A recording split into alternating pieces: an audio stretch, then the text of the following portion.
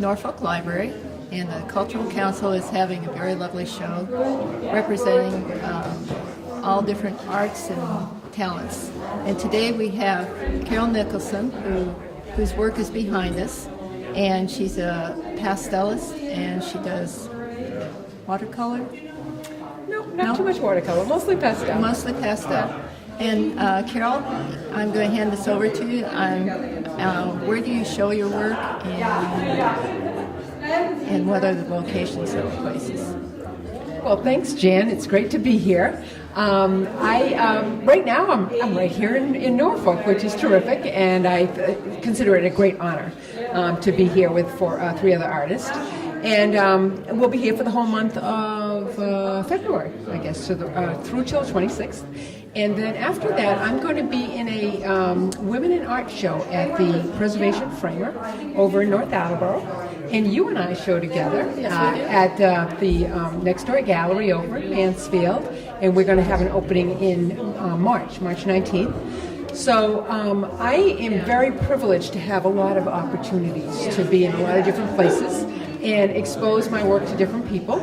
And as you can see, I love my florals, and I love landscapes too, although I don't have any here today. Still lifes, I try to do a lot of different things, but mostly I do pastel. I do oils sometimes, and that's probably what you were thinking about. I'm really pleased to just put it out there and be able to paint in the comfort of my studio and then come here and show it off. Okay, that's great. And where can people contact you? Well, I happen to have a website. As with many websites, it's not as up-to-date as we always want it to be, but my website is my name, and I spell my name a little differently. So my website is www.carolnicholson.com, and Carol is spelled Karolenicolson. So it's carolnicholson.com. You can see my work there, and I also have an email contact there as well. Oh, that's great. I'm sure people will be contacting you. Also, how long have you been doing your pastel work? Actually, my bio reads, I took my first pastel class in 2002, and it was love at first sight, and there's been no other medium that I've fallen in love with as much. So since 2002, and before you know it, it's going to be a long time. It felt like it was a really new thing, but I'm always learning. I take a lot of workshops with master pastelists all over the country. I'm going to Italy in July. I was in Peru a couple of years ago painting, so it's great to kind of get out of town and experience what's out there too. That sounds like fun, too. Yeah. And tell me, what kind of technique do you use in the layering of your work? Is there a special paper that you use, or what kind of mediums do you use? Thanks for asking that, because I'm right in the process of some change. I always use what they call a sanded paper, Wallace sanded paper. There's a couple different companies that put it out. But it's just like sandpaper. And you take a piece of pastel and you touch that sandpaper, and it feels heavenly. A lot of times people will start with very hard pastels, lesser expensive ones, and work their way up in a pastel.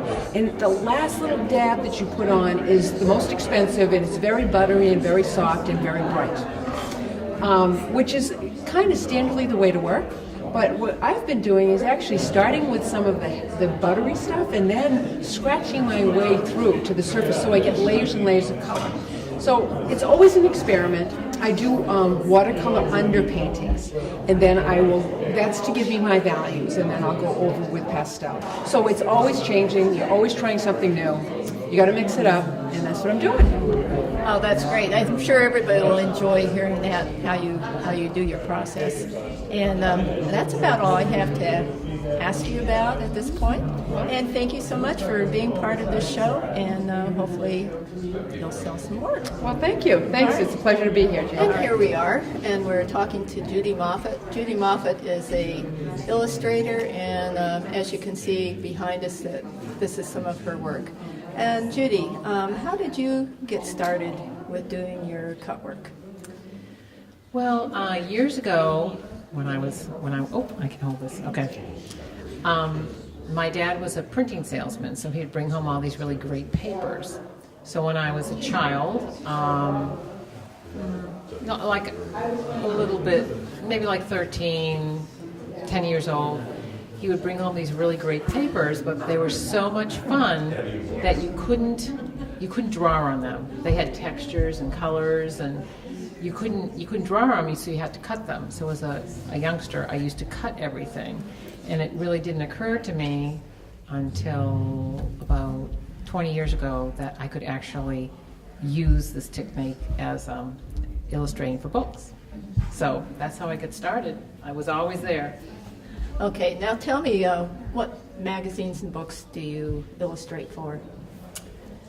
I illustrate, I've done work with a lot of different publishing companies.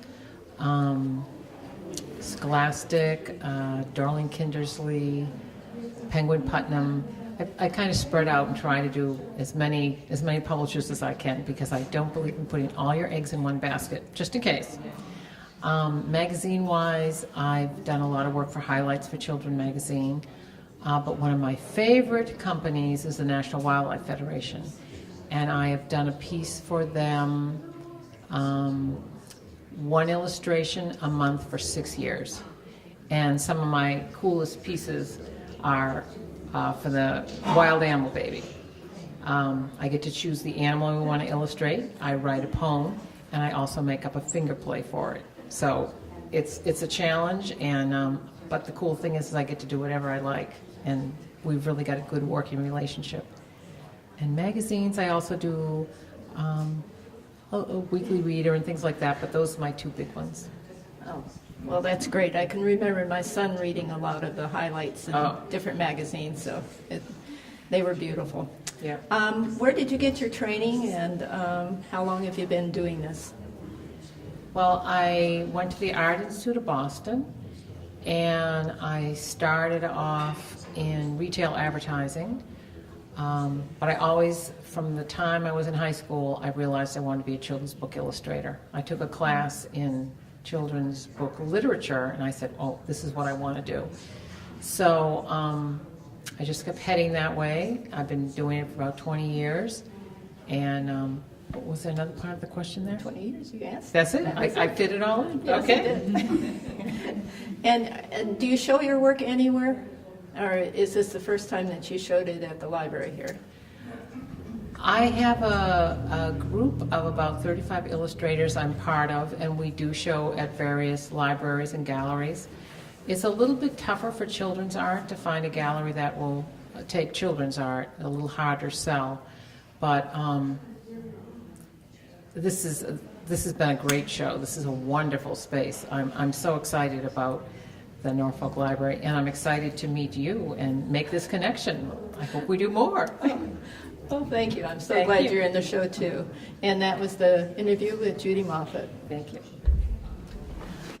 We're here with Michael Evans. Michael is a pastelist, and he's a very fine. He does a lot of landscapes, and they're beautiful.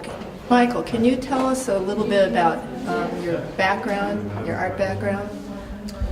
Well, I won my first art award when I was in high school, and I was away from it for about 30 years, and started by taking a class at the Attleboro Arts Museum in oil painting, and from there I sort of shifted over to pastels for a while, and I fell in love with the medium, and I've been working in pastel mostly for a while, but I started back really in 1999, so it hasn't been that long.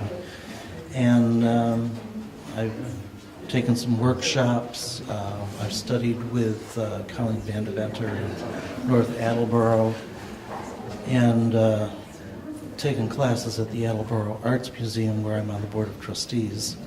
And Carol Nicholson and I have been in classes together. We've taken workshops together. We've shown our work together. So it's I've been around for a while now. It's your passion. I love it. I love it. I have a studio down in Pawtucket. I also teach over at Hunnikai Fine Arts Studio in Foxborough. That's wonderful. Michael, can you tell me a little bit about your technique, how you begin your paintings, and what kind of mediums you use and things to get going? Sure. I usually use a sanded paper to start with. It's pretty coarse. It holds a lot of pastel. And I'll work with an underpainting that starts out with pastel in just basic shapes and color, usually complementary colors. And I'll use alcohol to dissolve it and push it into the sanded paper. And then I'll start building on those with shape and color and layering on the pieces. So there's a lot of layers involved in these pastels. And do you use any type of spray on them or anything, or are they just loose pastel? This is just loose pastel. About the only time that I use a fixative is when I'm working on a paper like Canson or Miliani, where it doesn't have the tooth that the sanded paper has. This paper can hold, I think they said something like 20 layers of pastel, where those others are 4 or 5. You have to get to the painting done really quickly, and I do consider them paintings, not drawings. My technique is more like, they look like oil paintings, even though they're under glass.